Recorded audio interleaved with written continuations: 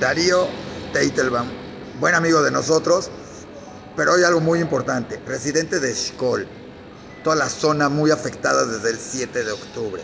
Tú estabas por ahí. ¿Qué se vivió primero el 7 de octubre y los días siguientes?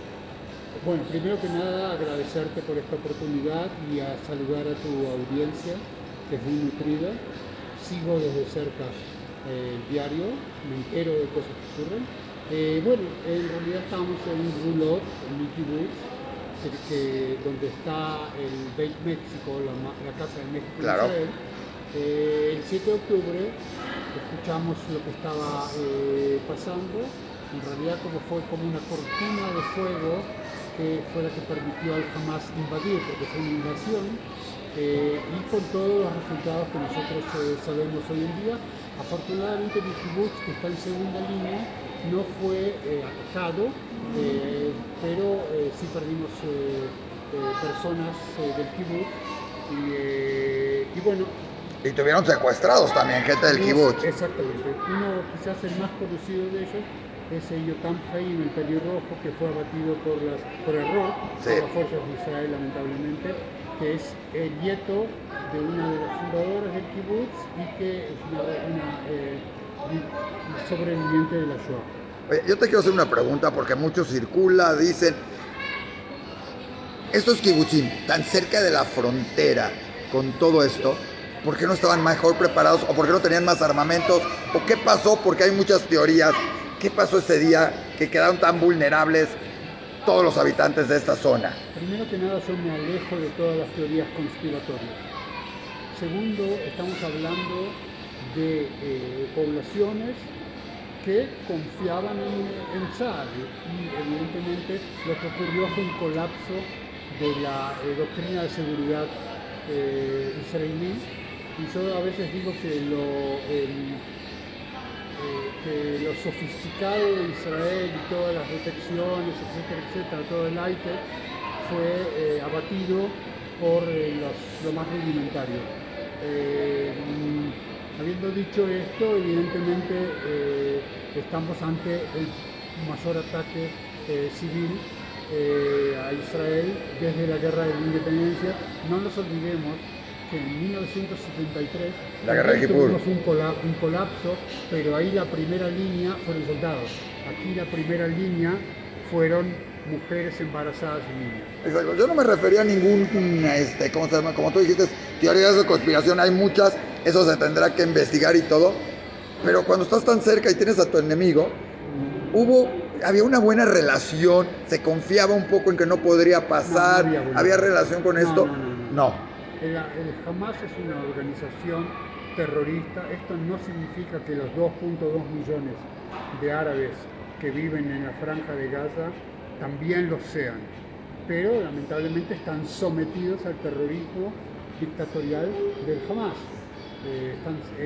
Digamos, dependen del Hamas para comer, dependen del Hamas para electricidad, dependen del Hamas para muchas cosas más, de manera que están sometidos. Habiendo dicho esto, nada explica el intento genocida que llevó adelante el Hamas con sus fuerzas militares, pero también con su invasión civil de los kibbutzim, donde evidentemente los actos no fueron actos de ataque, solamente de ataque, sino también fueron actos genocidas. A ver, dime algo, ¿cómo se respira, se vive hoy en esa zona? Estamos en zona de guerra. Está, Estamos en zona de guerra. Yo escucho la guerra desde mi ventana en Gulot. Entiendo exactamente cuándo son ataques israelíes o represalias israelíes, cuándo hacen explotar un túnel, cuándo es que hay un misil Qassam que vuela desde Gaza a nuestra zona.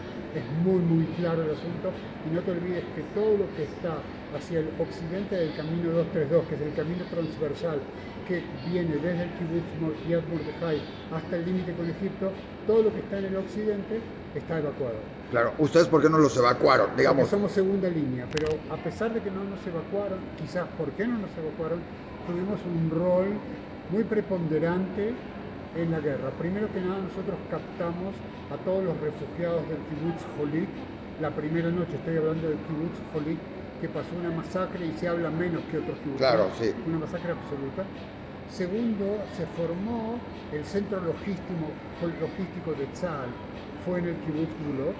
Mantuvimos durante más de 3 meses 600 soldados, les dimos de comer, nos preocupamos de su bienestar. Quiere decir que y nuestra comunidad propia de Gulot se dividió en 3 grupos. Uno que estuvo en Eilat, el otro que estuvo disperso por todo el país y los 60-70 que nos quedamos toda la guerra y hasta ahora estamos en Gulot. ¿Cuántos habitantes hay en Gulot? En Gulot hay alrededor de 500. De 500 personas. Ahora en realidad, felizmente desde febrero, volvió la gran mayoría, nuevamente porque cumplimos rol para la Keilah, para la comunidad. ¿Por qué? Porque en Gulot se formó una escuela de retaguardia a la cual asisten hoy en día 600 niños de la primaria y que en realidad son los niños de toda la gente que retornó a la zona.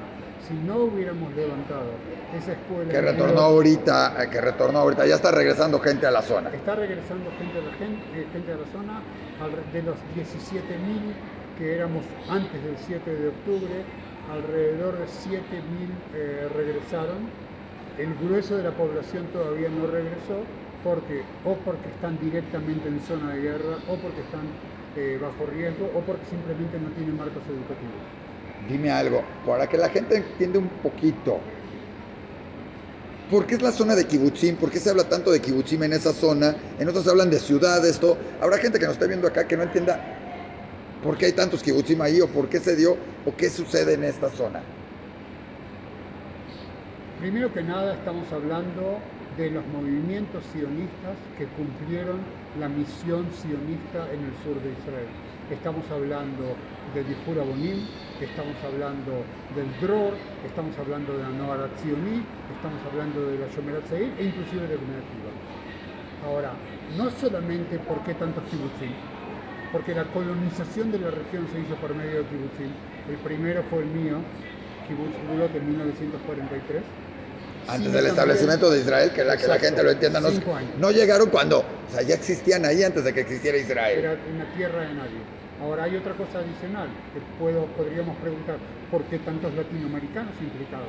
Claro. Justamente porque toda esa región, desde Mefalsim, Yad Mordechai, Zikim y hasta el sur, la mayor parte de los fundadores fueron miembros de los movimientos latinoamericanos, Edihud, de la Noar, Nitzanim y Eina Shlosha, de la Noar, Zikim, Carmía, Yad Mordechai, de la Shomerat Seir y mi Kibbutz, y Nir Yitzhak, y otros también que fueron fundados. Quiere decir que tenés una gran población latinoamericana, parte de ellos están en cautiverio hasta estos días. Siguen funcionando, lógicamente sí, pero siguen funcionando como kibbutz.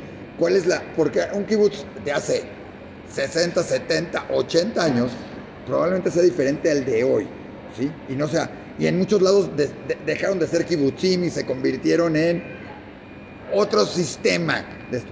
¿Siguen siendo kibbutzim como tal o ha cambiado o cuál es la idea hoy en día de esto? Dividámoslo entre 2 periodos, hasta el 6 de octubre y el 7 de octubre en adelante. Perfecto.